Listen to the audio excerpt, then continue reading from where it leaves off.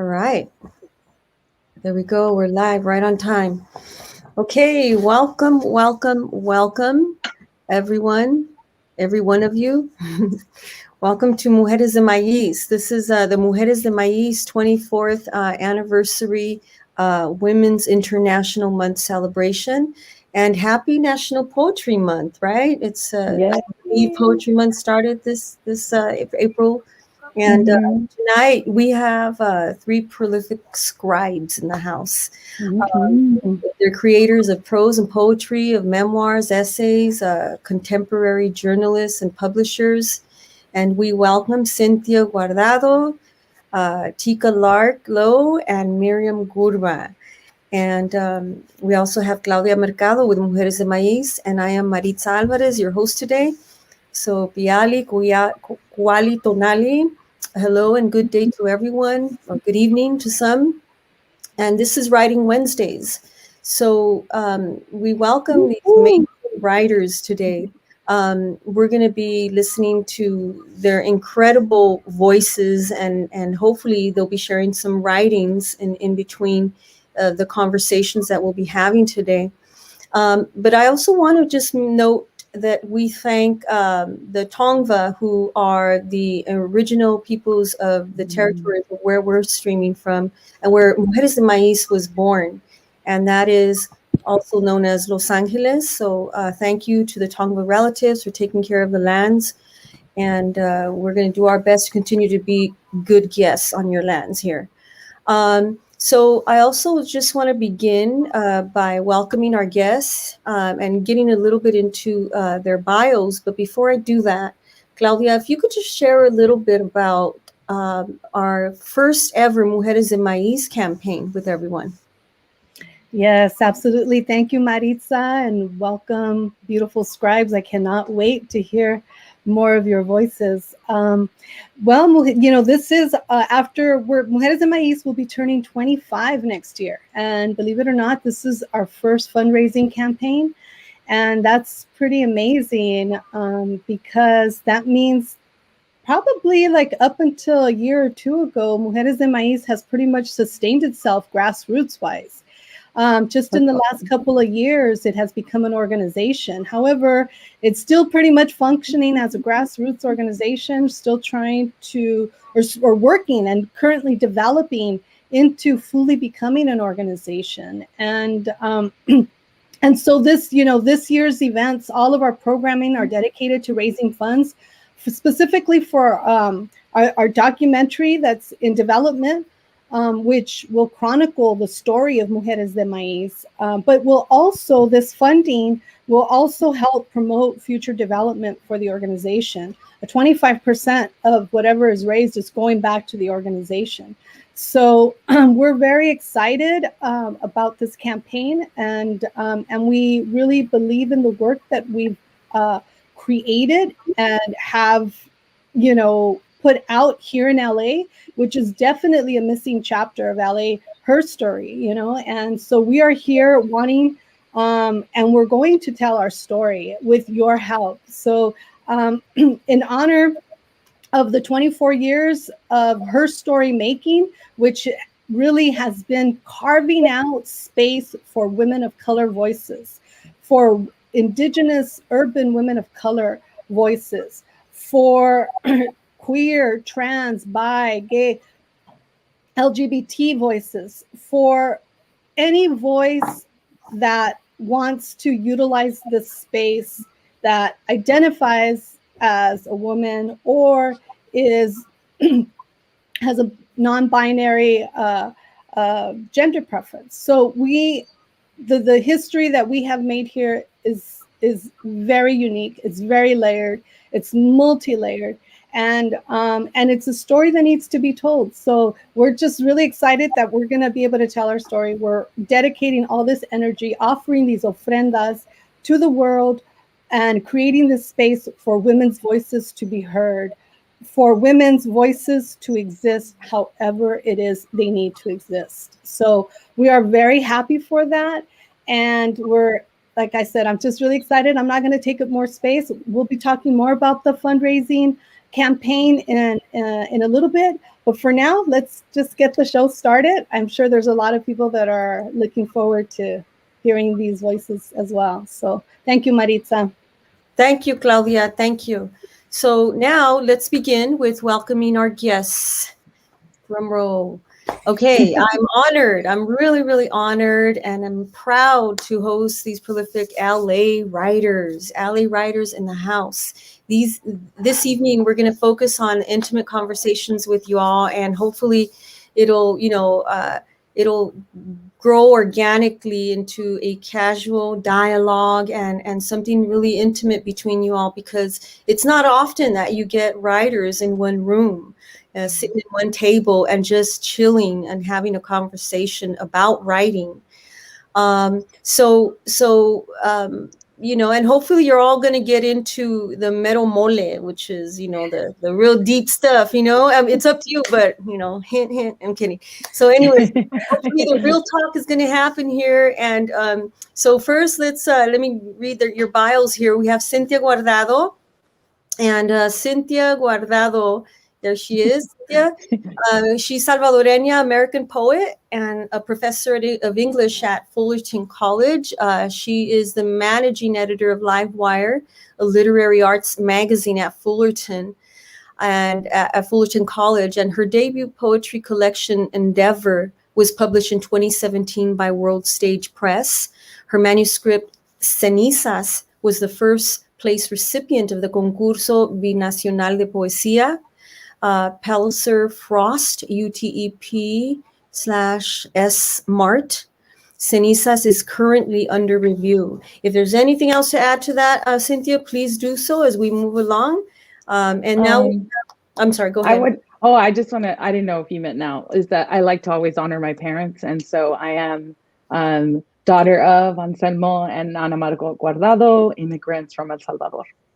Thank you. Mm-hmm. And then now we have Teka Lark Lowe, who is a poet, artist, essayist, and journalist from Los Angeles as well, and currently residing in New York. So she's tuning in from New York, everyone. And look at her, she's out here doing her thing. So she is also the founder and editor of Public Intellectuals and the author of the poetry collection Queen of Inglewood, a word Palace Press. Teka, if you'd like to add anything to that before we move on? I would just really like to thank Mujeres de Maíz for inviting me here, because when I did the Black Girl Book Fair, you guys supported me and were like down for me, and I didn't it was great. You guys were very, I don't know, I'm just very happy to be able to come back and be part of this. I've always admired this event, or not this event, but your annual event around women. So I'm like, oh my God, I got invited. So thank you. Thank you for inviting me. Yeah, absolutely. Thank you for coming back. So, and our third guest is queer poet, writer, and artist, Myrium Gurba. She's the author of the true crime memoir, Mean, a New York Times editor's choice. The Oprah magazine ranked Mean as one of the best LGBTQ books of all time. Publishers Weekly describes Gurba as having a voice like no other. And her essays and criticism have appeared in the Paris Review, Time.com, and 4 columns. She has shown art in galleries, museums, and community centers. And she lives in Long Beach, California with herself. Welcome, Myrium. Thank you. If there's anything you'd like to add, please do so. I'm going to add one thing, but it's like a clarifying thing. And It's something that I've always wanted to clarify. The New York Times it was once written in the New York Times that I'm half Chicana. There's no such thing as being half Chicano or half Chicana. You either are or you aren't. And so there's no math to it. It's a whole thing. So my dad is Chicano. My mom is Mexican. So I think that's where they got the half from, but I think that they don't understand what Chicanismo is. So I just want to let's clarify that. I mean, only we could laugh about that, right? But it's really absurd that they would do that. It's really offensive. Yeah. Yeah. So. Well, thank you for that. Great. So let's do this then. I'm going to start off with a general question for you all, and then let's just kind of go where it flows. So again, a warm welcome, and thank you for accepting the invitation to participate today. You all have roots in California and are writers that were raised in LA. And for those of you out there in the stream world right now, in the virtual land out there, who are not familiar with LA, we're a wide spread out county with over 88 incorporated cities. And the guests, I think you'll all agree with me, that more often than not, it could feel like each city is its own world. LA was intentionally designed to segregate Indigenous, Black, and Brown folks from white folks.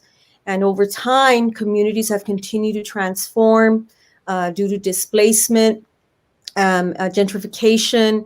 And that said, I want to know, if you can all begin describing where it is that you grew up. How did it look? What was it like while you were growing up in your communities? And what influenced you to decide to take on writing as a profession? Who would like to start? I'm going to toss a coin. Okay, I can start. I was going to say, Teka. Yeah. I grew up in Inglewood, California, but my family has been in Los Angeles since the 1890s, originally landing in Boyle Heights from Louisiana. And how my community is so bizarre. It's like, I didn't know like my community was different or special or anything like that. The community I grew up in was specifically Morningside Park area. And it was not predominantly, it was like maybe like 90%, 95% African American. I guess you would I don't use the term middle class anymore because I don't think it means what people think it means. But I don't want to like misrepresent or steal, like use someone else's story to tell my story. And I know people kind of have this idea of what various things are. So I say I was middle class just so I don't seem like I'm lying about my life. It's an all Black neighborhood, an all Black middle class neighborhood where, we had a lot of, my mother was a housewife. All around me are African-American families where the mothers were housewives. But I mean, I thought this was typical until I got older. In regards to my writing, I've always wanted to be a writer. I've always read. I had encyclopedias. I had encyclopedias. I used to read magazines, books. Wanda Coleman, I remember in my house. Toni Morrison. But also like Jack Kerouac, Allen Ginsberg, Dorothy Parker. So I mean, I had a wide variety. But journalism has always been my thing. I've always wanted to be a journalist and tell other people's stories and give people vehicles for that. But I think what influenced me is just other storytellers, and as I got older, the misrepresentation of various communities and the lies in regards to the lies that people tell, the lies that white men tell, who have power in media. And that probably is what drove me.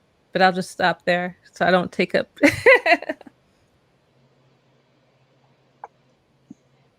Cynthia.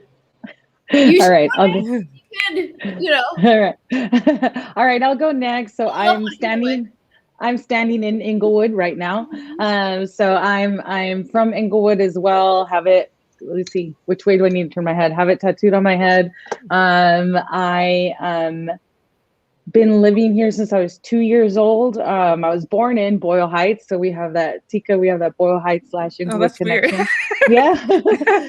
So I was born in Boyle Heights at White Memorial, and then my parents ended up, which is a cool story. Maybe I'll share it, about how we have our house in Inglewood.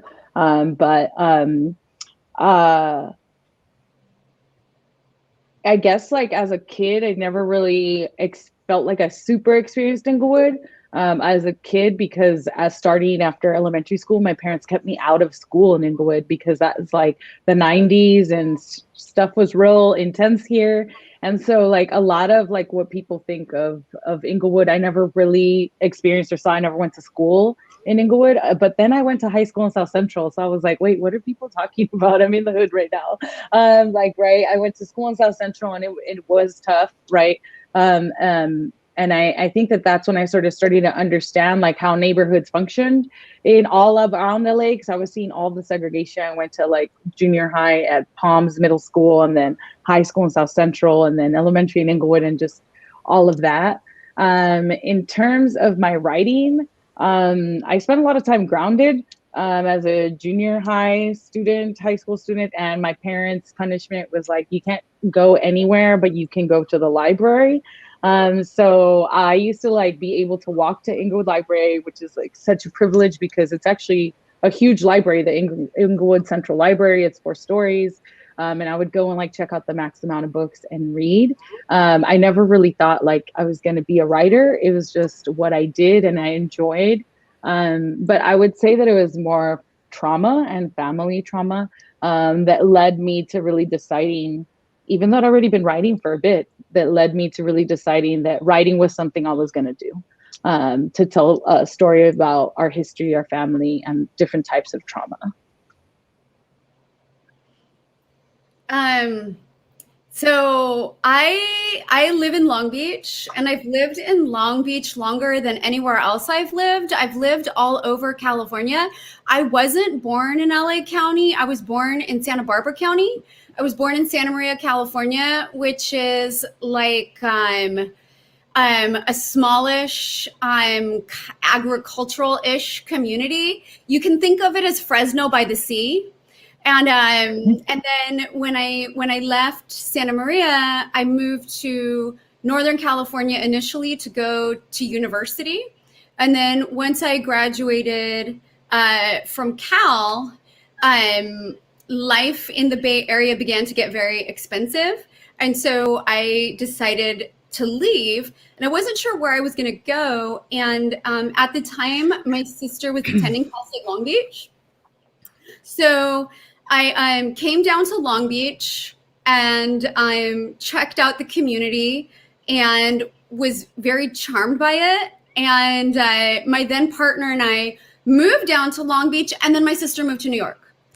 So, so I'm still here in Long Beach, and I think of myself as having roots in Long Beach because several of my family members, including my grandfather, are buried in the Catholic cemetery here in Long Beach. They're buried in All Souls. And I think it doesn't get much more rooted than to have a body in the ground. So, so I definitely do have bones in the ground here. And my mother is from Mexico. She's from Guadalajara, but my dad is Chicano. He was born here in the United States. He lived in Mexico for the first 5-6 years of his life. And then his family decided to migrate back here, and they took the train. So they took the train from Guadalajara to Los Angeles. And my father recalls first having seen the United States, but having laid eyes on Los Angeles at Union Station. And he saw the City Hall building, and being 6 years old, he thought that it was the Empire State Building. And so when I see that building, I try to imagine King Kong hanging from it, because that's my father's LA memory that I find so charming.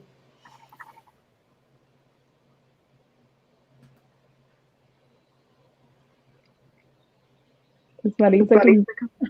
Is she coming back? I don't know. Okay, there. Sorry, you heard my voice, but I hope. But yeah, that was great to hear your unique stories. I think it's really important, right, to have some kind of context of who these writers are, because, you know, it begins somewhere, your writing quest, right?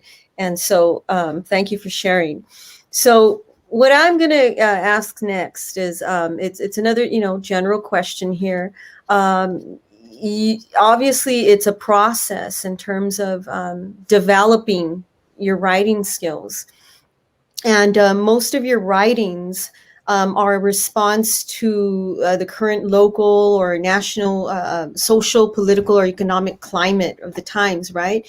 And as women of color, why is it important for you to integrate the intersections of race, sexuality, class, and identity in your writings?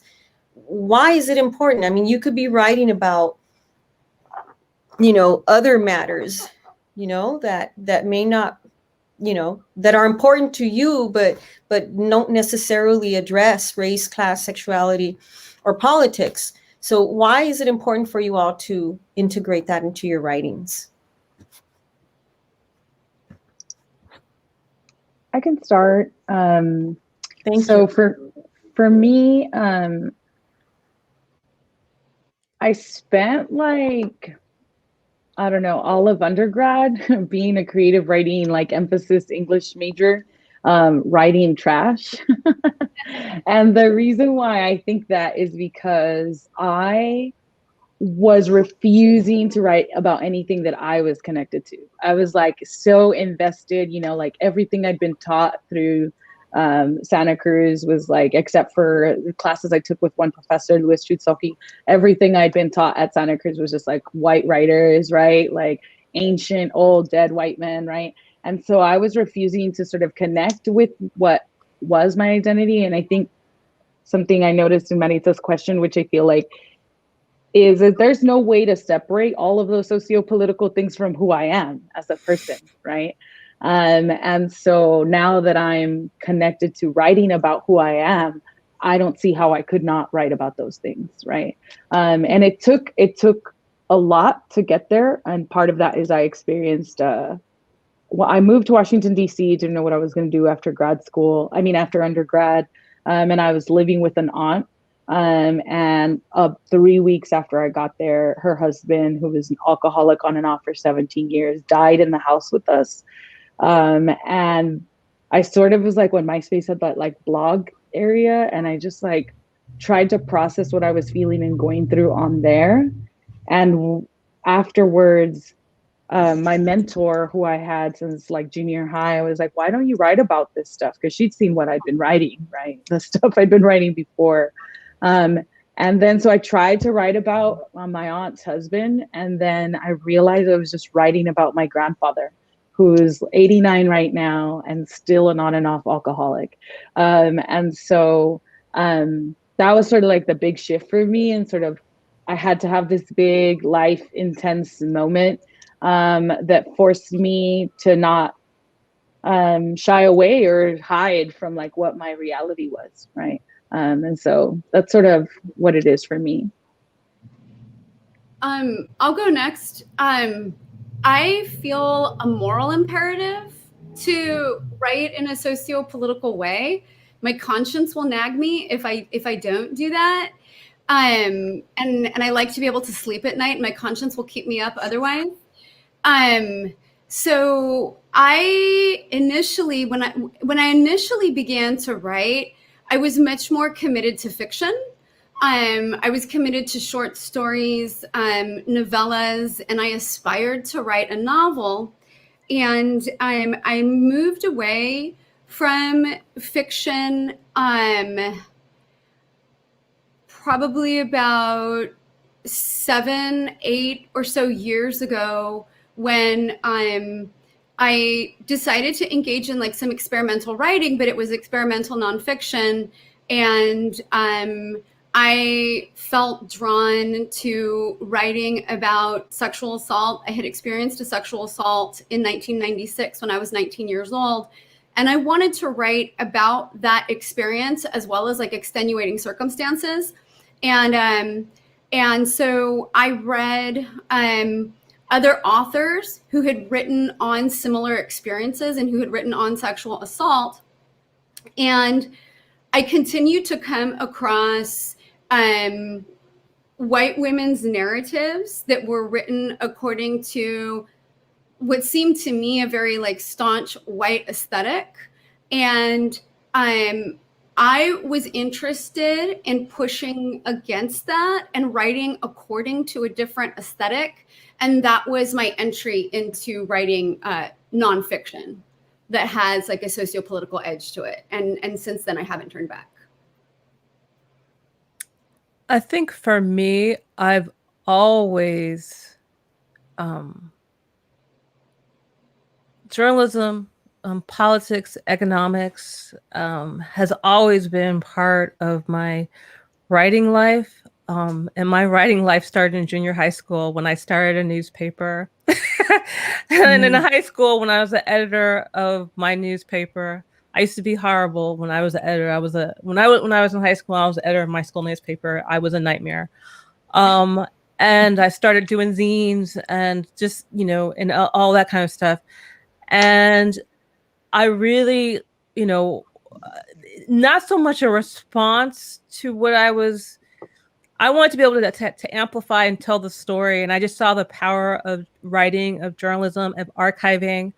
And I wanted to be able for people to know who, not just my personal community, but I want everybody to know and amplify the experiences of the entire Los Angeles, not just white Los Angeles, but African American, Latino, Chicano, and I it's very weird. I mean, I've actually I think I've sacrificed a lot for doing journalism and doing it the way I want to do it and doing it, doing kind of like deep dives into economic policy. And I just feel like it's important work. And I'm so frustrated with all the lies that they tell on our communities and all the propaganda they put out in our communities and how they manipulate us. And then they try to say that we're ignorant about things and when they've lied to us. And so people don't have information. And I think one of the things that I thought was really wonderful was that when I did have my newspaper, when I produced my own newspaper, the community supported me. I talked about fracking. I talked about LGBT issues. I talked about all this stuff. And I talked about atheism. I talked about, the social safety net. And even though I'm Catholic, these little like older Black Baptist women would support my newspaper. Like people gave me money. I mean, because I wrote about, I hired writers. I hired writers from all over the community. I hired like Chicano writers. I hired Black writers, and I paid people money. And I mean, I think that that's just, and I mean, I've done that for a good while. I don't know if I answered the question, but that's my response. You're muted, Maritza. I'm sorry. Yeah, you did answer the question, and I'm curious. You said that you sacrificed a lot. What are some of the things you've sacrificed, for example? Because it's going to lead into the next question. Well, I think the things that I sacrificed is that my house was broken into, my office was shot up, I was ostracized from a lot of communities because I did write about politics and people stealing. Think about the football stadium in Inglewood. I was writing about the environmental impact report and how they need to do one. And then these rich guys from Orange County, and they come in and give money to these fake AstroTurf groups and these fake newspapers and manipulate my community. And, there are a lot of opportunities that I've lost out because, I mean, I could just, not saying everybody has their own role that they're supposed to do. And I could write about, myself and get a lot further. I mean, that was the kind of thing that was funny. It was like at the LA Times one time, someone said, why don't you just, why can't you just write about I was writing about being Black, but they wanted me to write more specific about it, and not be so political. And I even was told once by a radical, no, he's not even that radical, this writer, he's like, you should talk about international policy. Like, your problem is you talk about stuff that's happening here, and that's really unappealing because when you talk about red, no one's here. But the thing is that, you could actually make a difference here. And I could talk about, and I'm not saying that it's not connected because, you look at the South and you look at enslavement. And I always call Western expansion when they went after enslavement and emancipation of proclamation, the Confederates went west. Okay. And I call it their bloodier sequel. When they left the South and decided to take over the West and decided to essentially rape and murder their way through the West. I feel that I always explain to people that my experience as an African American in California is a much different experience than the Mexican American experience. I kind of talk about LA in this very idealized way. But I also explain to people that for people who are Chicano, people who are Mexican, that story is not going to be the same. It's going to be a much harder story than for me, as my family comes from slavery and goes to what we view LA as the promised land. Like W.E. Du Bois said of Los Angeles, there's nowhere that Negroes are more beautifully housed and more beautiful than in Los Angeles. That's like in the early 1900s, like 1908, he says that. I don't think that the Mexican American experience is going to say that during that time period. I mean, and I always explain to people that connection. And then after they left Mexico, they started to go south. You look at Honduras, that is, they started essentially enslaving people in the Honduras. And using them, that they used people in, used African American, like Africans, in the South. So it's like all connected. So that's the whole thing. When I talk about international policy, I don't just talk about it. I connect it to what happened here. But people don't want that conversation. They don't want to pay for that.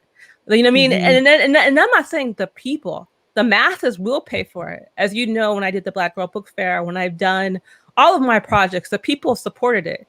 But then people with money come in and actually stop my stuff. I think the thing is just so why I always tell people to be hopeful, because the people will support you, but people with money will come in and destroy it. So I've never had the people not support what I've done, but I have made enemies of very wealthy men.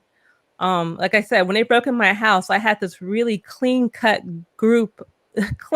racially diverse group of gang members, which I know they weren't gang members. They were clearly cops. And I know I sound very paranoid, but this really actually happened to me. And I was just like, that's enough though. Yeah. You're talking about sacrifice, like as writers, you're all, you either have to juggle with time and sacrifice time to get something written, right? Or you have to sacrifice family, or you have to sacrifice, getting this negative feedback or criticism about your writing. So what are some of the things, Myrium and Cynthia, that you all have felt as writers that you've had to sacrifice in your writing, or because you take on the role of a scribe today? I mean, for me, I think the biggest sacrifice has been time, in the sense that I have worked as a teacher for most of my adult life. I've worked as a K through 12 teacher, and I've done that because I do enjoy teaching, but I also need to eat and I need health insurance. And in order to get those things, I have to work. Like in the United States, we need to work if we're going to be healthy. We're coerced into working. And so that time that I was a K through 12 teacher was time that I could have spent developing myself as a writer, but I didn't have the ability to do that. I had to support myself. And I also at times supported a partner who I was with for about 15 years.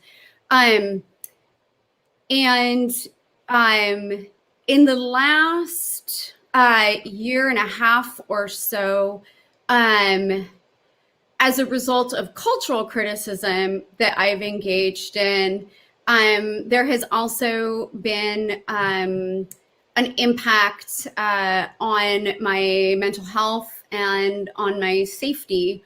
I wrote a piece of cultural criticism that published a little over a year ago, and I received quite a bit of critique in response for that. And like within hours of having published a particular essay, I had already received a death threat. And like the death threat was particularly creepy because it implied that I would be killed by the police. And when people suggest to you that law enforcement is going to execute you, it takes the threat to a different level. And it's traumatizing. It's traumatizing to have your safety threatened in that way. And it's traumatizing to know and understand that you can't call the police to help you. You know what I mean? It's those are the very people being invoked in those sorts of threats. So I like very much empathize with the stories that Teka was telling about the harshness and at times like the threat of lethality that women in particular and women of color in particular are met with because we told the truth. That's the reason why these things happen. That's the reason why the threats come our way. The threats don't come our way because we lied. The threats came our way because we told the truth. So telling the truth can come with a very high price. Absolutely. My situation is like definitely not the same as both of yours. I think for me, it's really been more of, it's taken a long time to get things published because I've been like very unapologetic about what I do write about. And linking up with World Stage Press, for example, was like the only move for that book, honestly, I felt. And it's a Black-owned press. It's from Leimert Park. I actually went to high school with the person who founded the press, and we ran into each other with Hiram Sims, and we ran into each other in the adjunct office at Long Beach City College after not seeing each other for like 8-10 years. And then he started asking me questions. He thought I was my sister at first, and he was like, Leslie, because we look a lot alike. And I was like, no, not Leslie. And he started asking me questions, and he was like, oh my God, we have like the same life. We were both adjuncting in English. He was a poet. He is a poet. And then he, through that connection, right, he's doing a lot of community related things. And I saw a comment in the chat about like, without education, I feel like I couldn't write. Someone said that, and I read it. And I feel like what Hiram is doing is exactly debunking that. He started like a community literature initiative so that anyone could like take writing classes and feel like they have a group or space to write in. And so through them, I ended up publishing. But my book, Cenizas, has been like made its rounds a lot. And I think there's also that because I'm Salvadorian and Central American, right? We know how the publishing industry is, right? It really tokenizes or or it also just like sits on specific things. I would feel that the place that I struggle more is in terms of like what Teka was talking about, is like what I have to do to get paid, right? I think we're all talking about what we have to do to get paid to be able to be poets. And so being a professor in like what feels like the whitest part of the part with the most white supremacy on a campus in the English department, right, is definitely like the most tiring thing in my life. And not because I do like what the fuck I want in the classroom, and that has caused me some grief, right? Like I really just, I address like racism and segregation, and it's tough, and but I think that it's an institutional impact that's been like really difficult. And I just like recently got tenured last year, but my whole tenure review experience was incredibly tiring, incredibly exhausting, and I think affected my physical health and mental health, like all of it. And it's still just a constant battle. So for me, like being on the pandemic, it's been so nice not to be on my campus, and not to be in a bunch of spaces that are not safe for me. And that has been really great. Like I do miss the classroom. I do miss my students. I miss like the energy that we can create when we're all together in one room. But I don't really miss seeing everyone else on campus because it was emotionally exhausting. So this has been like a really pleasant break for me from that. And now because of all of the uprising from last year, like the whole campus is all like, let's do this anti-racist stuff, right? So we'll see what happens when I return, if that's like what that momentum really looks like once we're all in the same space again. But I think that having to do that job that I think is really important, to dismantle white supremacy within English departments, right, is also very taxing, but it pays the bills, and it's a good job that I can't just walk away from, right? Yeah, absolutely. It's navigating that balance, right? You're always having to navigate that balance of having the chance and the time to practice and hone your art, hone your skills as writers. At the same time, you got to make sure you have health insurance. You got to make sure you got food on the table. So yeah, thank you for sharing that. That it's very different if you were from a privileged background and didn't have to depend on having to work, or you could just spend your leisure time writing, traveling to write, to travel, and all of the above. Right? It's a whole different story. So thank you for your sacrifice and for creating what you're all creating and sharing with the world. I think it's so important. Maritza, also thank you for honoring that a writer's life involves sacrifice, because so frequently that just goes unmentioned. And for like, depending on how minoritized or oppressed an individual is, the sacrifice is greater. So I want to thank you like for that graciousness. Oh, absolutely. And again, thank you all, because you're writing for everyone. And so the more that you write, the more that we can enjoy and get a glimpse of the reflection of your world through your words. And that's so important. We need to have more of those stories out there from women of color. So I want to, move on to another question here. Teka, you once shared, that in your mind, all good stories are based in facts that are decorated in fiction. Would any of you mind sharing an example of what that looks like or what it reads like? That's weird because it's like, do you want me to say something? I'll say something. If you would. Just because to briefly, I just feel that fiction for me is voice, I guess. It's the truth decorated in voice. I'm always making these crazy things, and people are like asking me, "What did that mean?" I'm like, "I was drunk when I wrote that." I no, but I mean, I think that I compare like Upton Lewis to Charles Dickens. Okay, we'll use those examples. And I feel like Charles Dickens had he had better fiction. Like even though he wrote like The Jungle was like sad, you still you don't care about I don't think you care about meat packers as much as you do about like the life of a child. I mean, yes, you're like, oh well, it was just him, and because of what he chose the subject matter. And I'm like, no, it's more than that. I think I'll use Myrium as example. She's got really good fiction with her facts. Like she could write. And the thing is that I don't think people get that. I think a lot of times people see, oh, you're writing about this really hard topic. And they think the good part of the writing is this really hard topic.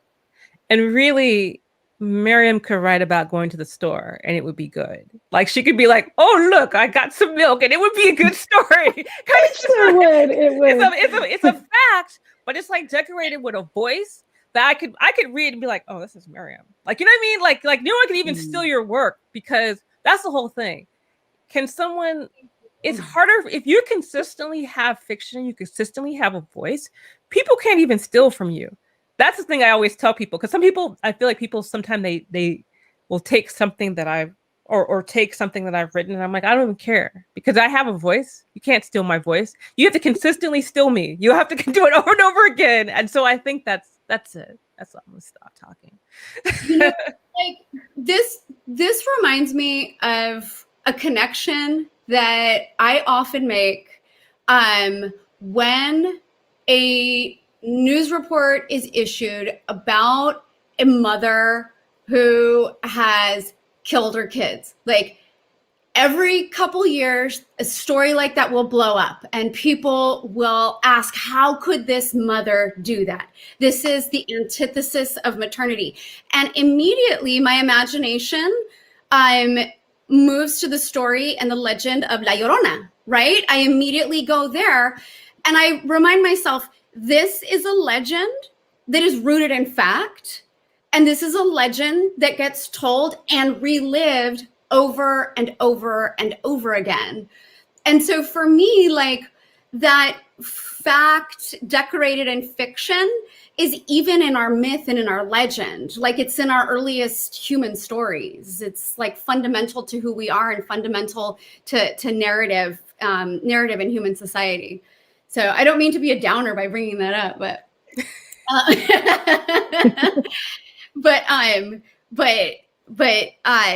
I will often do that. Like I'll listen to contemporary news stories, and then my imagination will immediately go to an archetype, and the archetype will be ancient, and I'll be momentarily sort of stunned by it, and then that sense of shock will wear off, and I'll remind myself, of course this mimics an archetype. Archetypes recycle and repeat themselves, and they function cyclically.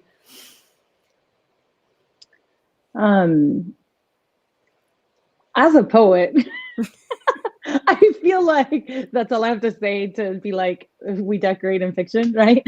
Right? Like there's this always like of people, I think, trying to label poetry of just being like, oh, well, it's nonfiction, right? And then other people like are being like, well, is it really true, right? And I think that that's what we do in poetry. And it's not, for me, like when I like read that quote in the questions before we started, it made me think about how in poetry, yes, the facts are important if you're writing about something, whatever inspired the truth of the realness that inspired you to write about it. But what's more important is how you convey that story to the reader so that they can feel like what it is that you're trying to transmit to them through your words, right? And so you have to adjust, right? And a poem that really comes to mind, which is actually the title poem for my second book, which is making rounds right now, It's titled Cenizas, and there was a terrorist attack in El Salvador by the Mara Salvatrucha, which is MS-13, a gang that formed in Huntington Park in LA, but due to deportation now runs like all of El Salvador. It's very corrupt, but they held up a bus in this area called Mexicanos in the capital, and they set everyone on fire. They like poured gasoline on them and then set the bus on fire, and everyone died. And I was there at the year anniversary after it happened, like researching and writing. And the thing no one knows about that poem, right, is that I was there a year later, and I was sitting on the couch, and they did like a whole big news report, and I was like watching the news on it, and like I saw the raw footage, because the thing about El Salvador is they don't hide from like the gruesomeness. It will be on TV, right? And so I ended up writing that poem as if I was standing on the street when it happened, like watching this occur, right, from that perspective. And to me, that obviously is fiction. I was not there. I was there a year later, right? But it is a way to put the reader in the place for them to understand like how devastating that moment is, right? And that's why I think like we need that fiction, right? We need it to be there so we can construct those moments. You're on mute. Terrible. Okay. Yeah, that's really profound. Thank you for sharing, everyone. And I can't help but feel like, as you all were explaining the thin line between fiction and nonfiction, and the examples and stories you were using, I kept going back to Octavia Butler's sci-fi, because she really does work with historical facts, but they cross through time. And then she adds this poetic voice, even within the most heart-wrenching scenes. So you're I'm like, is it real or is it, and it is. And I just want to say that your spirit also, I think our spirits travel. And as writers, your spirits can travel and write what may have happened, 100 years ago, and you're writing it in 2021, even if it's that one sentence, So anyhow, I'll stop there because I feel like I'm not making sense, but it just kind of hooked me there. So thank you for sharing. So I want to move on to let's ask another question here. And you guys, you kind of covered this. There's a tendency for new writers to share everything as it is in the beginning, as is known in Spanish, sin pelos en la lengua, right? Just really like raw. So whether it has to do with politics, trauma, or love, it's just all laid out on the page for you. And there's a degree of liberation in that process, and a degree of empowerment in that style of storytelling. And then I find that some writers, as they evolve, their writings become a lot more layered and nuanced and a lot more figurative, right? So I'm wondering, I'm not sure if it is the writers that have evolved, or the reader that begins to find more meanings behind the choice of words that the writers decide to use, right? Or reading in between the lines, or both. So what are your thoughts about that? What do you all think about that in terms of writers evolving and the readers and their interpretation of what's being read? And I don't know, just wondering what you all think of that. I think that as writers, our voices develop and mature across time. And one of the elements that incites that maturity is consideration of audience. So who's reading me, and who am I writing for? Am I writing for myself, or am I writing for others? And if I am writing for others, who are they? And are they with you? Are you carrying this audience inside of you? And what response are you attempting to provoke in that audience? That's something that develops over time. So when a person initially begins to write, that sense of audience is very raw. And because the sense of audience is raw, the prose itself is going to be raw too. And what I sometimes explain about my imagined audience is that I do typically have one in mind, regardless of what I'm writing, but in particular when I'm writing nonfiction. And that audience is a group of girls that I hung out with in high school. And they were the smartest, funniest, bitchiest chismosas on campus, right? And like, that's who I write for. Like, to this day, I still have them in mind. And I'm like, okay, I need to tell them about this thing, but I have to tell them this thing in this way that I'm not going to be embarrassed. You know what I mean? Like, I'm not going to become the butt of the joke. Like, these bitches are going to laugh. They're going to be informed. They're going to be entertained. Do you know what I mean? And so I bring my work to them. So I always have an audience in mind that challenges me. And that audience might not actually read the work, but the specter of that audience is what shapes and drives my work. I think for me, my fiction and my poetry has always been kind of like, how can I say, a double consciousness type of a situation. I feel like I have a lot of audiences. I think I'm writing for, I think also my sister is autistic, and we're twins. And I've always found myself trying to communicate to several people. Like, if you've read before, if you're very well read, you can understand me. If you don't understand, like, in between the lines, you can understand me. If you can read between the lines, I feel like that's what I'm doing. But I've always felt, I always feel very confused in regards to my fiction and poetry. I'm not confused, but I'm not. You're saying I'm writing for these people, which I should probably do that. That'd probably be helpful. I'm writing for 5 people, but I think that inside myself, that's the problem. I have all these people in myself that I'm a different person. I'm not like one person. I can't even have a consistent name. People who know me, I don't even have a consistent freaking name. So it's just I'm writing for all those people, I think. But yeah, but also too, I feel that sometimes it's the reader that starts to understand, like, oh, she meant that. Because I think you read stuff, and then when you get older, you're like, oh Christ, like it's like Toni Morrison. I get her on a whole different level than when I read her when I was younger. Like, the Bluest Eye, I'll say this. It's a children's book, but here's what I found. Oh my God.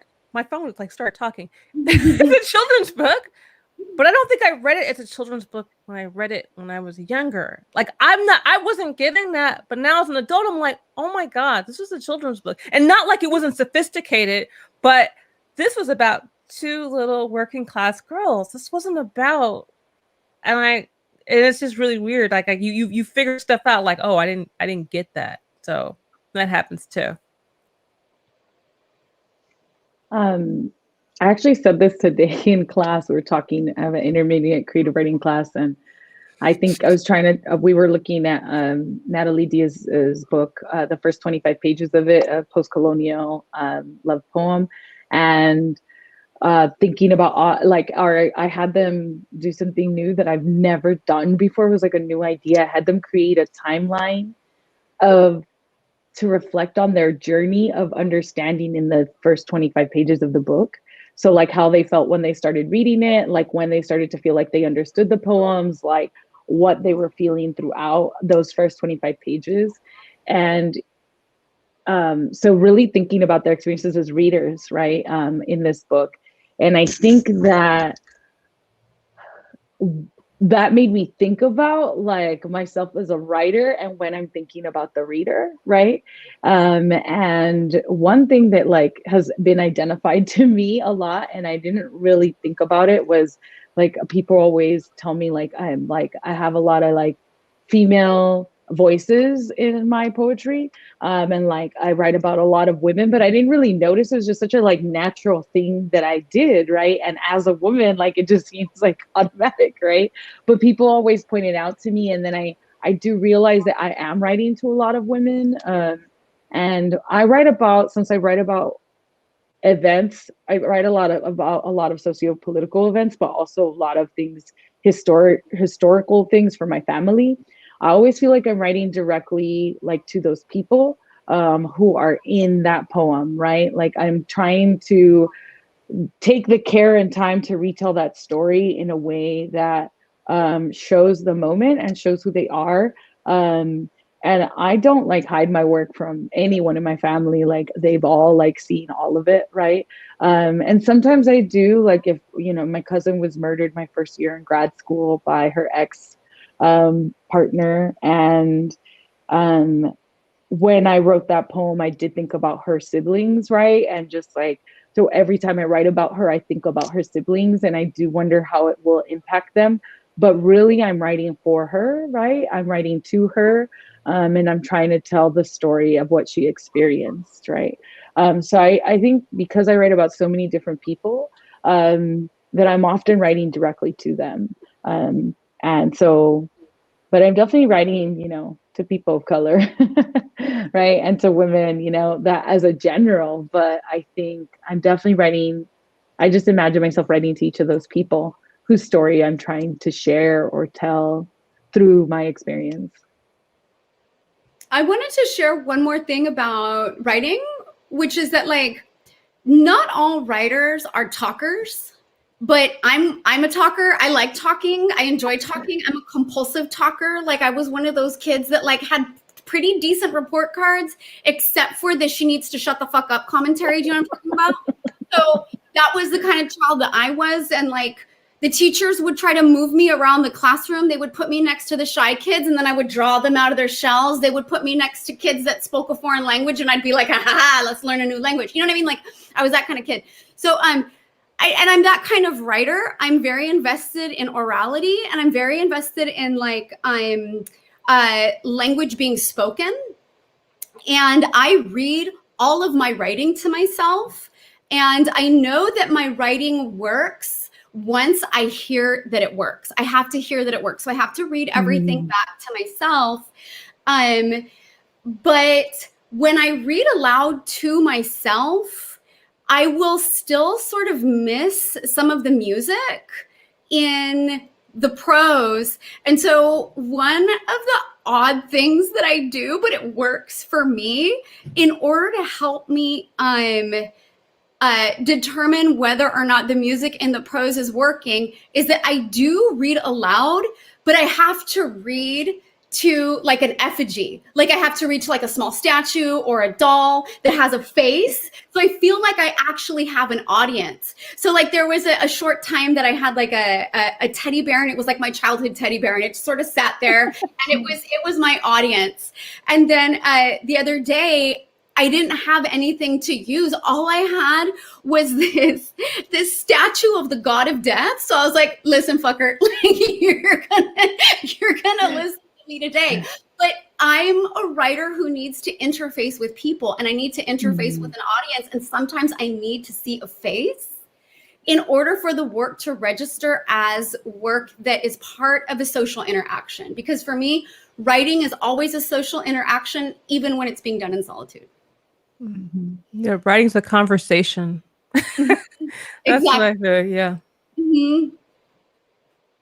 Maritza, you're on. Sorry, thank you for sharing that. I want to get involved. I mean, is that your process too? Do you feel, Cynthia and Teka, that you need an audience, or are you more of a secluded writer where, you know, you write and then you don't have to read what you wrote out loud to yourself, but you're comfortable with that. And yeah, I mean, thanks for bringing that up, Miriam. There's so many different kinds of writers out there. Some are very, secluded and very, what's the word, hermit-like, because writing, the act of being a writer really requires a lot of alone time, right? Mhm. So that can happen. What about yourself, Teka and Cynthia?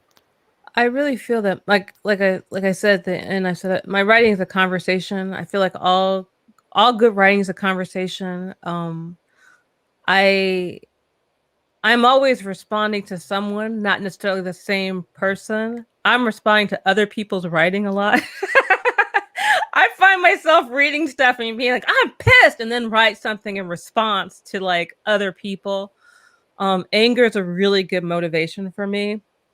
I'm in a really nice relationship now, which is really, I have to really depend on the internet to piss me off. I used to just be able to go home and be angry at the person I was with, and that was really motivating. I know that's kind of weird, but it was very effective. But I always, my writing. I mean, I think one of my problems is my writing is me. Like I've done some really like outrageous things for my writing. I mean, I've messed up jobs, relationships. And I tell everybody that I'm with, my writing is first.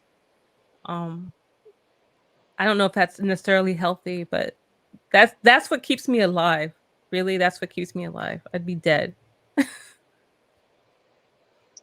I feel like on that same note, Tika, something I always say is that if it wasn't for my writing, like my mental health would be incredibly fucked up. And part of that is because, like how you said, anger is a motivator for me. Like when I'm sad or have experienced trauma, like I write, right? And or I'm witnessing traumatic things like in the news, etc. I write. And part of that is because it's the only way I know how to process like all of the things that I am feeling as I'm going through stages of like grief, going through stages of trauma, of PTSD, etc. I feel like I sort of forgot what the question was, what else Marita said. and I was like, I really have something to say about this, and now I can't remember. Marita, what was the question? Or do you all remember? Maritza, unmute yourself. Let me back up. I did have the question here. I'm like, does it matter? I don't know. We come back to it. Can we come back to it? Yeah. You know what? I was feeling what you were saying about not feeling well or feeling unwell if you don't have the opportunity to write. And I feel like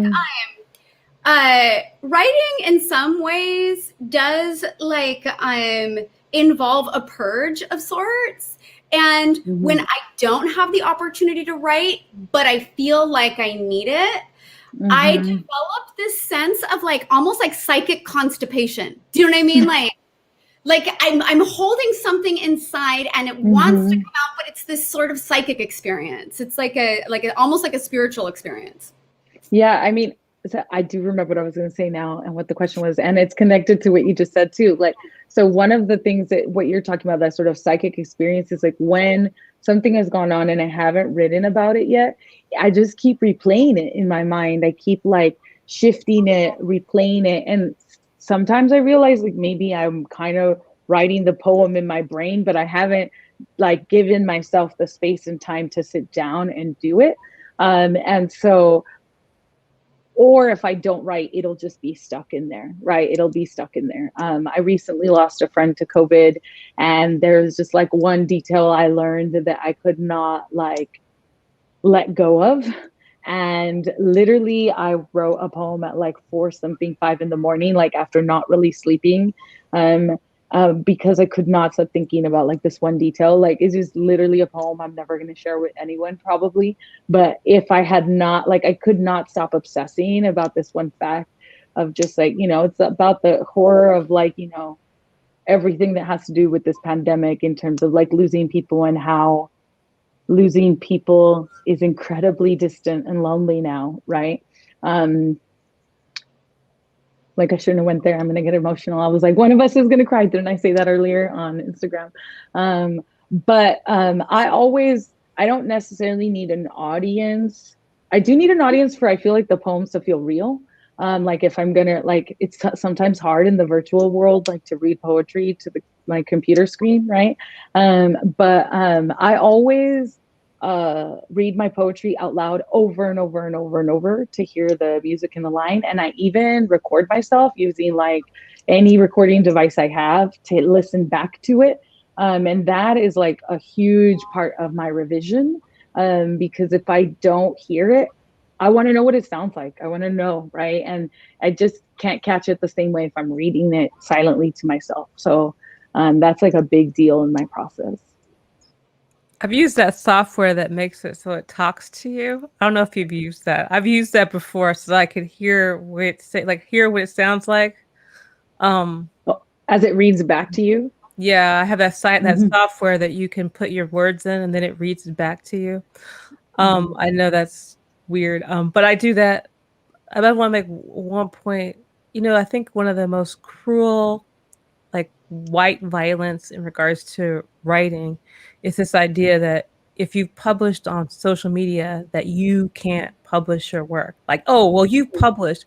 And the thing is that they block Black, Chicano, Latino writers from publishing. And then they try to tell you can't, if you put this on social media. And the thing is that part of writing is sharing your writing.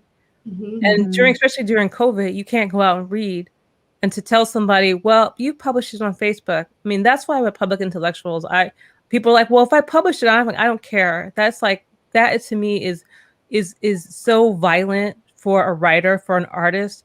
I'm not going to publish you. Like if you are a painter or something like that, they don't go, well, you've shown this in your house or you've shared it on the internet, so we can't show you.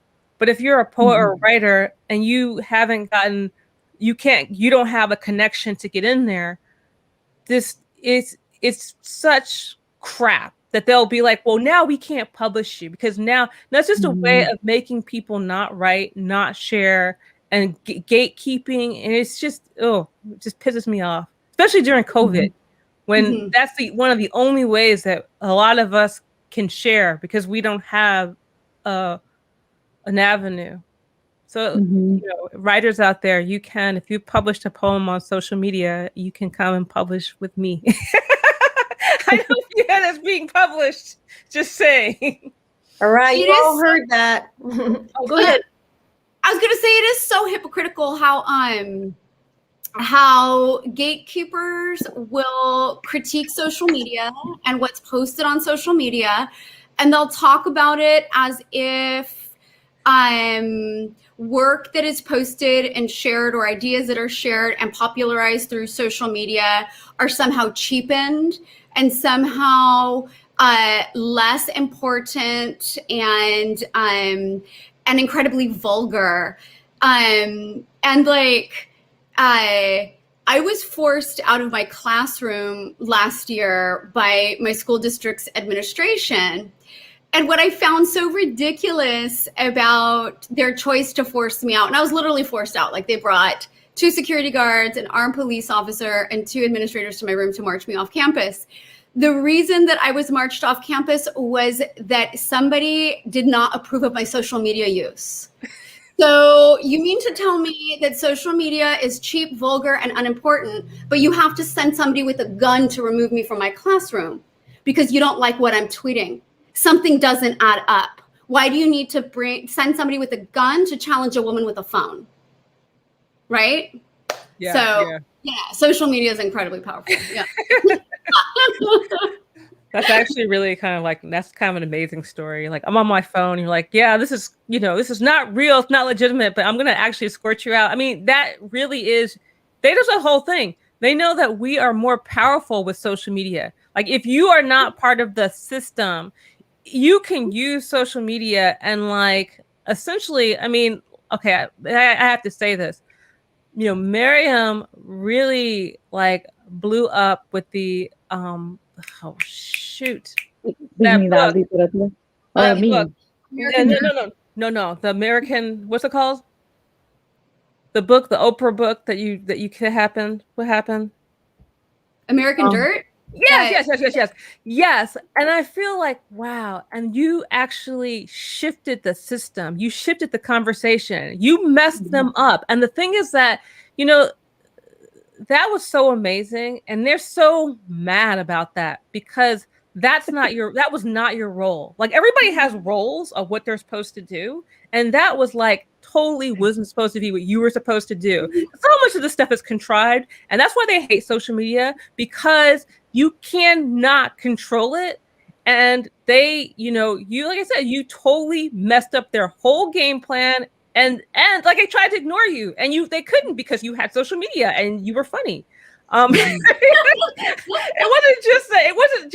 was just like funny bags too. It wasn't just oh okay, I'm just whatever. It was funny and it was good writing. So it was like not only did you challenge the system, you did it and it was funny. And that was like they couldn't do anything, and that's why they're so angry because even with your school, yeah, I mean, and the day that I got walked out was kind of funny. Like, so they walked me out and they literally walked me to the curb because I hadn't brought my car that day. And so I was just like, I didn't bring my car. I was driven here. And they're like, and then the administrator says, well, can we call you a car? I'm like, no, I don't want your fucking car. You're not going to call me a car. You just marched me out here with security guards. Like, I'm not getting in a car that you call for me. They stepped on the curb and I called my partner and I was like, can you come get me? So I'm sitting on the curb and I cried a little bit, and I'm like waiting for my partner to come get me. And a former student shows up. Like, she just walks up to me and she's like, I go, what are you doing here? And she goes, Gurba, I came here to see you. And I'm like, oh my God. And I go, really? And she goes, yeah, you were my favorite teacher. And she whipped out some hot Cheetos and a little placard that she'd gotten at the 99-cent store that said world's greatest teacher. And she sat on the curb and we ate Cheetos together. It was the best, like, firing part ever. That needs to be a movie. That's like the best story ever. That needs to be like some kind of movie or something like that. But I mean, it's like, that's why I hate social media, because you could go through, you can skip all these steps, and they want to try to delegitimize, like, say it's not legitimate, and it's just, but yeah. Totally. That's so hilarious, everyone. That's such great stories. It's wonderful to listen to you all share these stories. And we're talking about, like, what happens when you're taking these risks and deviating your writing from what Teka addressed, which is what you're sometimes boxed into to write about, right? So you become, there's this controversy, and this controversy is basically you addressing what is not, or is what people find fearful to address. So, I was thinking about one of the questions that I have here, which is the fact that, women have always been scribes. Like in Mesoamerican culture, you'll see in the codices women, writing, but then also women during colonial times were prohibited from writing, right? I'm thinking of Sor Juana Inés de la Cruz during this colonial times. Yet she was pumping out all these writings and really advanced writings beyond the dudes that were allowed to write. So, with that, like, what do you find in terms of some of the challenges that you face? You kind of touched on this a little bit as a writer in mainstream, culture. I mean, for example, Myrium, like your book, Mean, has gotten all this accolade, and you've gotten a lot of great reviews, and so you're like teetering, like you have one foot in your independent self as a writer, and then the other foot is like in this whole like Hollywood, for lack of a better term, Hollywood kind of world of writers where they start dissecting and critiquing, and it's like, how do you all deal with that? You know, those two worlds as writers, when critics get a hold of your writing and begin to tear it up and contest, you know, what you're writing about. I mean, sometimes I'm taken seriously by other writers or critics or editors, but like I'm often not taken seriously at all. For example, there was an administrator on campus last year who I was standing like in a group with, and somebody in the group mentioned that I had written a book. And this administrator turned to me and in a very condescending tone, he says, "Oh, you wrote a book. That's great. Where can I buy it?" And I said, "At a bookstore." And he got so fucking mad because he assumed that like I must have published it myself, and I have published work myself. I've done that. I've published a lot of zines, and I've published online. This book, however, was published by an independent press, and it had some legs, and I did not look like a person who ought to have a book on a bookstore shelf, according to this man. And so that's, for me, a more typical interaction that I have regarding being a writer. Like I'm typically not taken seriously as one. People doubt it when I mention that I am one. I think one of my challenges as a writer is that, you know, same thing with like Myrium says, like, okay, one time in Intersect magazine, because I have a magazine, they essentially, like my magazine's a political magazine, and they essentially said, "Oh, she has an art rag." We were talking about this pedophile, and I had written something about him, and they were defending the pedophile. And in order to disregard what I said, they tried to minimize my platform. And then, you know, there were times when, you know, in the LA kind of media scene, I know I broke a story about Metro, LA Metro, the buses or whatever. I found out that less than 2% of their employees took the train or took public transportation. And the only way you can get that information is if you took the bus to San Dimas. Like you couldn't get it online. And essentially a bunch of white men stole my story and then credited USC. And I mean, the amount of times that people have, like, I was one of the first people who wrote about the Gold Line extension in East LA. I wrote the story. I did a video. I said in East LA, look, they have essentially a sign that says "Look out." In Pasadena, they had like you couldn't get. I showed how you couldn't even get on the tracks, and they stole my story. So I mean, it's just, you know, it's like I'm breaking stories, I'm doing things, and I'm not getting credit for it. But yet people are still taking my work and taking credit for it, because the idea that a Black woman is doing this, they can't let that be a thing. Like they can't let me have that. But I mean, that's, you know, slightly different than Myrium, but it's just like discrediting you and disrespecting you in your face. I mean, right away when Marita was asking, I thought, well, I don't know if any critics have even bothered to look at my work, right? That's what I was thinking, right? But I think it goes to like what Teka's saying, right? In terms of those experiences of people stealing your work, right? And getting credit for work that you did is just what my biggest thing is, right? Is about this like white dominated, like publishing editorial industry, right? And it's just so white dominated and controlled by them. And they're the ones who are deciding who they're going to let publish of any race, right? And like gatekeeping everything, right? And I think that there's like so much like misconception, I guess, around it, like in terms of, well, obviously there's like white people who think that like people of color are just getting published because we're people of color, right? Like that we have some kind of leg up in the publishing industry, which is like the most ridiculous thing in the world.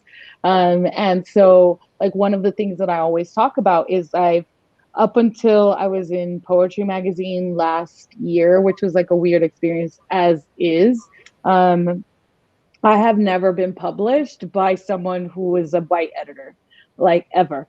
I've been published only by Latinx editors or people of color. And I think that that is like really the truth of the industry, especially if you're going to write unapologetically about white supremacy, unapologetically about the death of Black people, unapologetically about colonization, right? And I think, and also like one of my big things is like I write really unapologetically about how fucked up the US government is. And so like I'm not going to shy back from it. I'm not going to censor my writing. I'm not going to make it palatable for white editors. The poem even that came out in Poetry Magazine is a poem I had submitted there before and had been rejected, right? It just happened to like go through the hands of someone who liked it the next time it came out, or came to them, right? And it's a poem that's 10 years old, so I know I've sent it to Poetry Magazine before, right? But one of the things that I thought was really interesting about that experience is even after it was accepted, it took like a year for them to even put it in an issue. And I had to email them multiple times and be like, what's going on with this poem that you have accepted, right? And I think the thing that just kept like in my gut that I could feel is that they accepted my poem, which is about cleaning my grandfather's pila in a canton in El Salvador. So like removed from white America, right? That once they were like, you know, obviously had to honor whoever accepted it, right, from their magazine as an editor. But then they were like, where do we put this, right? How does this fit with our magazine, which is really still publishing like the same tokenized writers, right? The same white writers, and that's what Poetry Magazine is, right? So I just like I'm always trying to demystify this like top tier magazine publishing and just all of these things because they're not that. That's why I kind of just, you know, I write for me and I write for the people I want to read the work, and I'm just gonna go out there and do readings and just care about what I'm doing because that at the end of the day, like that's what makes me happy, right? That's what's gonna make me happy. Yeah, absolutely. Thank you for that, Cynthia. You know, it's already going to be 8:30 and it's just flowed. And this has been so wonderful. It's been so fulfilling on so many levels to hear your wonderful voices and your experiences and your processes as writers. We all know that, and of course, we all agree that writing or the word is power. It allows the author to create her own narrative, right? To take agency over our narratives, to create a community narrative different from mainstream media representation or misrepresentation, right? Mm-hmm. As Teka has brought up. And it's a narrative that often will reveal the hidden truths, like we talked about earlier, right?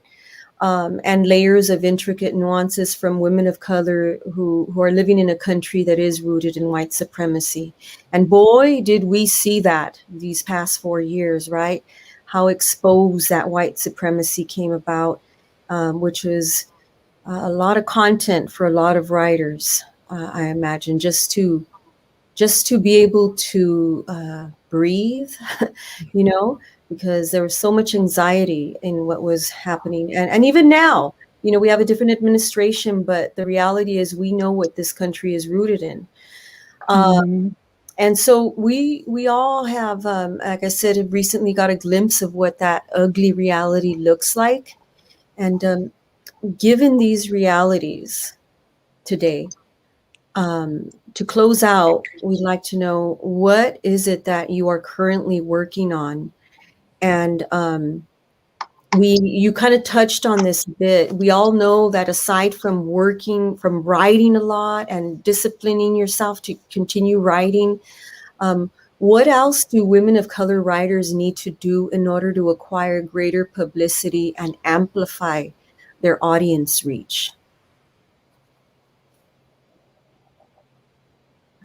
I think just supporting other writers. And I always say, like, don't do the Highlander thing where it's like, it can only be one.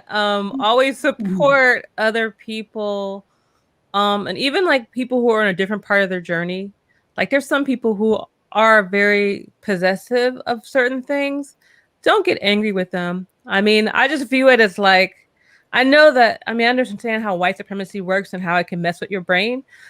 So I try to be forgiving to people, and I try to be like open-minded, and I try to be, and also too, be happy and supportive of people when things are going well. And, and if you have some resources and things like that, offer those resources to people. I do with public intellectuals. I'm always reaching out to people.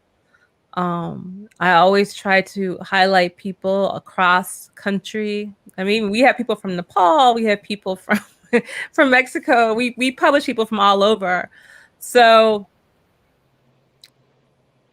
amplify by being part of a community and supporting each other and just being cool with people.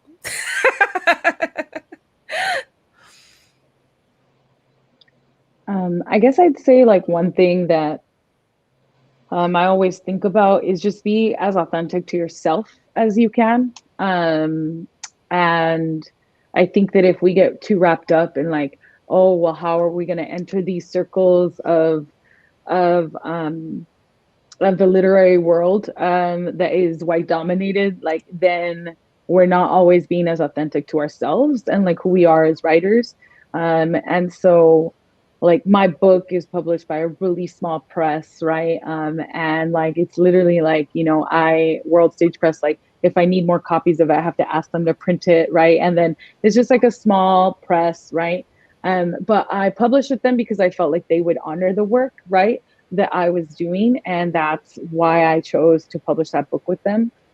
But all of the opportunities I feel like I've had, all of the success that I've had as a writer has come because I have not censored who I am, and I'm doing it from like a true place. Like my heart is all in what I write. And I think, and that's how I engage with people too, which is why, someone will be like, for example, for this event, like, oh, a friend of ours was like, Maritza wants to, and it's just like about doing things authentically and genuinely. And like Teka said, supporting other writers, right? And going to readings and like what I missed the most, right? From the pandemic, right, is not being able to be in these like real spaces with all of our energy in one room. And so I think if you do, I'm such a believer, even with getting like my full-time tenure track job, like I'm such a believer in if you do things 100% like authentically for yourself, success will come to you, even if it doesn't come like in the picture you imagined or at the timeline that you have for yourself. It will. The universe will offer you things. And I think that that's so important to think about. I'm going to use the metaphor of a house, and like I think of the publishing industry as a house, and that and the people who occupy that house don't let people like us walk in through the front door. And so people like us, if we're interested in entering that house, we have to figure out how to get in. And so sometimes that means opening a window. Sometimes that means going to the back door. Sometimes it means crawling up through the sewer pipes like a fucking rat. Like, you know what I mean? Like, there are all different ways that you can like penetrate that industry, and it's difficult. And if that industry, in terms of like the big five, is something that you don't want to be a part of, you can create alternative spaces that exist in the real world and that exist digitally. Years ago, when I first moved to Long Beach, I wanted to join a writing community, but I was very specific about what kind of community I wanted to join.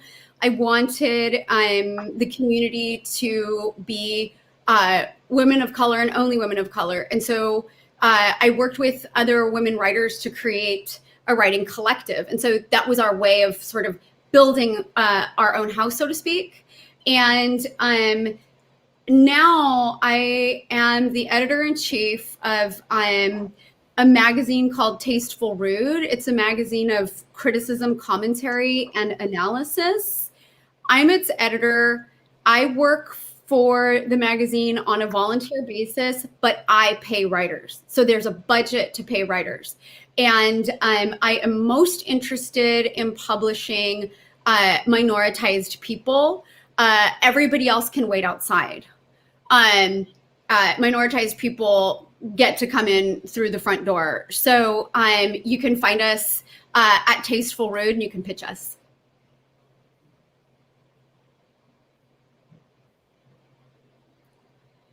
Can't hear you. Unmute yourself. Sorry. You could please, reiterate what you shared, because I want to make sure that I post up the banner. So if you could please repeat. I'm putting in the private chat. Teka? Oh, okay. Yeah. Oh, you want me to repeat what I said? Yes, please.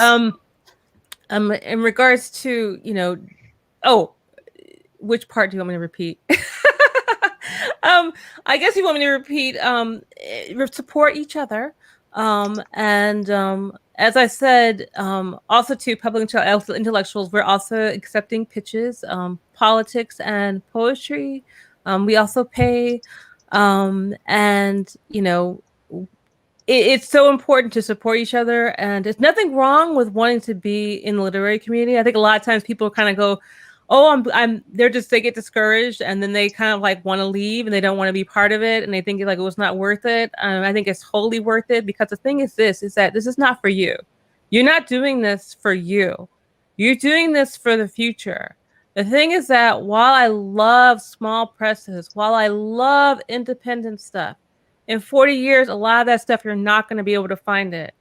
In regards to archives for other people, if you want other Black, Chicano, Latino people, Asian American natives to see your work and know that you exist, unfortunately, you have to get into these bigger presses, and you have to get into the mainstream. And there's nothing wrong with that. I want everybody to know that that's really important. There's nothing wrong with feeling like you want to be part of that and doing whatever you need to do to get in there. If that's getting an MFA, don't feel anything about that. Go ahead and do that. If that is, whatever you need to do, it could be like, get yourself an agent, get yourself, some good pictures. I know it's whatever. You people are just like, whatever. But I think a lot of times for people of like working class, Black, like Latino, Chicano people, we have this thing where we're like, oh, I don't want to like really I don't want to sell out. It's not what you're doing. That's not what you're doing. You are surviving. You are living. You are providing other people with inspiration.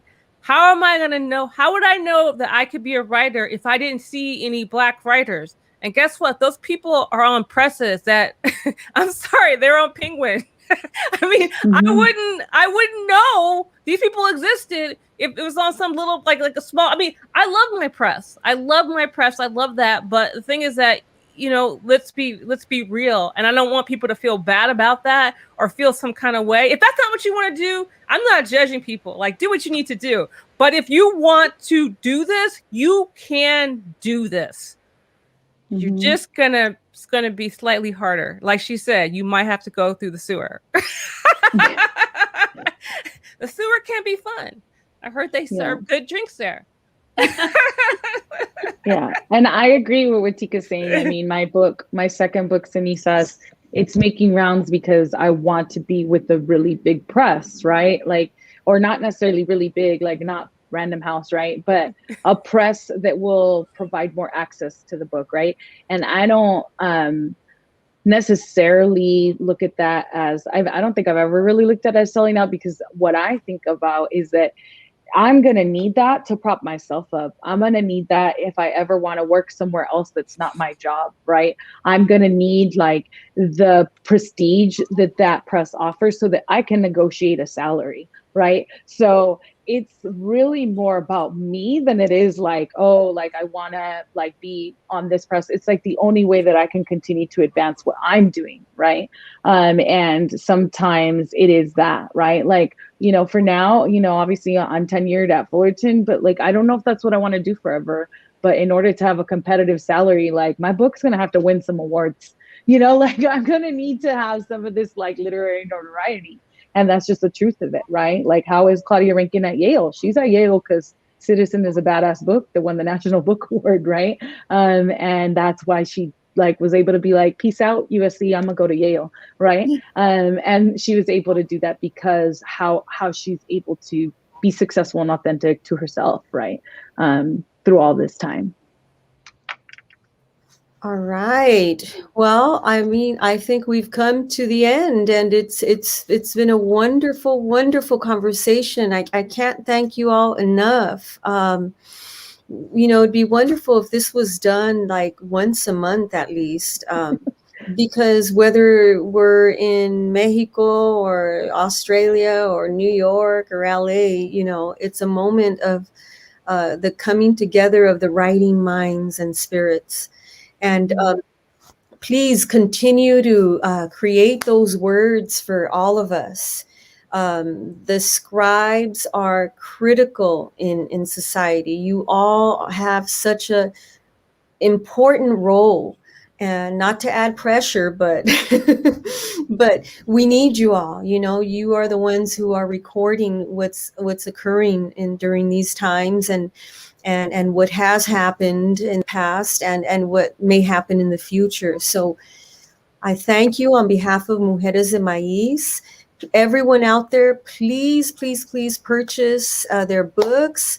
Make sure to go out and look them up. And that's the most important thing we have to do for each other. Support each other. Like I shared with them all, we have a monthly reading circle, and we're going to read all of their poetry books. That's going to be on the list for our monthly reading circle. Do the same.